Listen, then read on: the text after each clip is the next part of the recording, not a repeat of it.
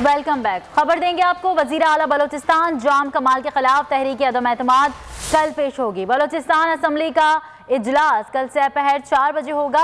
इजलास की सदारत स्पीकर अब्दुल कुद्दूस बजिंजो करेंगे। हुकूमती अरकान की तहरीक अदम एतमाद नाकाम होने और नाराज अरकान के तहरीक अदम एतमाद कामयाब होने के दावे, नाराज अरकान की अपोजिशन अरकान से भी तहरीक अदम एतमाद में साथ देने की अपील।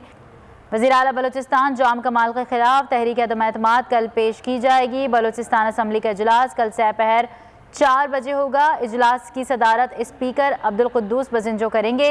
हुकूमती अरकान के तहरीक अदम एतमाद नाकाम होने और नाराज अरकान के तहरीक अदम एतमाद कामयाब होने के दावे, नाराज अरकान के अपोजिशन अरकान से भी तहरीक अदम एतमाद में साथ देने की अपील की गई है। वज़ीर आला बलोचिस्तान जाम कमाल के खिलाफ तहरीक अदम एतमाद कल पेश की जाएगी। बलोचिस्तान असम्बली का इजलास कल दोपहर 4 बजे होगा।